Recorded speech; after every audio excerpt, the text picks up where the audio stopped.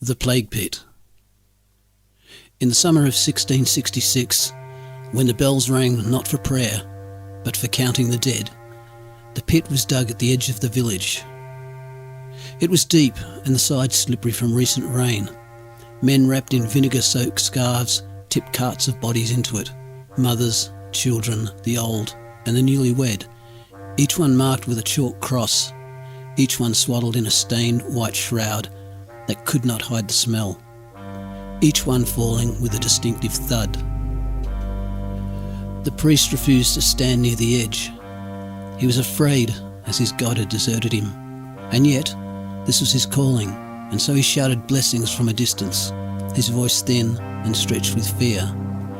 Other priests, he had heard, had renounced their faith and simply run away rather than face the death that confronted them. Lime was poured over the countless bodies, prayers were quietly muttered, and the pit was filled before nightfall. By morning, the ground had sunk, as if the earth itself were swallowing the dead. People often said they heard coughing beneath the soil. Rumours were whispered in the taverns and the markets. Then again, villagers are superstitious people and say many things. The village shunned the area and never walked upon that ground again, preferring instead to take a much longer route in their travels. The pit was left to its own devices, festering deep beneath the soil, its secrets now a part of history. By 1702, the cottages were gone and the road rerouted.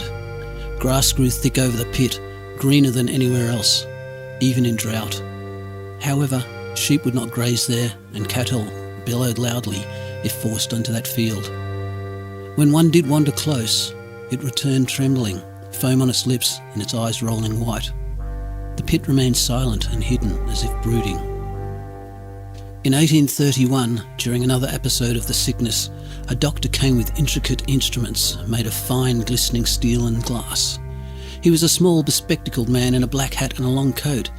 He took samples of the soil, sniffed, frowned, and declared the place unhealthy for human habitat.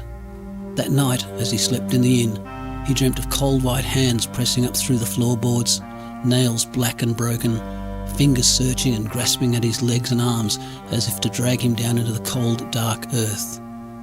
He left before dawn and never wrote his report. In fact, he never returned. And still the pit waited. By the 20th century, new houses had been built. The old wattle and daub and timber frame houses had long disappeared, replaced with modern brick dwellings with garages and 2 cars. The land was now cheap and past long forgotten or dismissed as mere superstition. Children played football and cricket where the carts and barrels once stood. When it rained, the field flooded strangely, water sinking straight down in the centre as if draining into a hollow that still remembered when it was open to the skies. During the heatwave of 2003, a builder was digging a trench for a new extension when his shovel struck something soft, then brittle. At first it appeared to be cloth, but then revealed bone and a slimy fluid-like substance. The smell rose immediately. It was a stench that reeked of age, old and bad, like the rotting corpse of an animal. He laughed nervously and filled the hole back in. That night he developed a fever. Within days he was dead, and the doctors were baffled as his blood was darkly coloured with something they could not identify.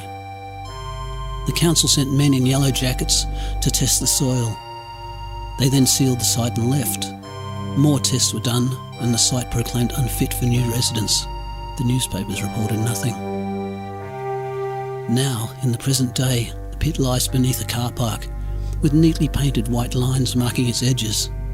On warm evenings, drivers sometimes complain of a fog that clings low to the asphalt and brings a particular sourness to the air. Some swear they hear coughing when they turn off their car engines, a wet, rattling sound that comes from below.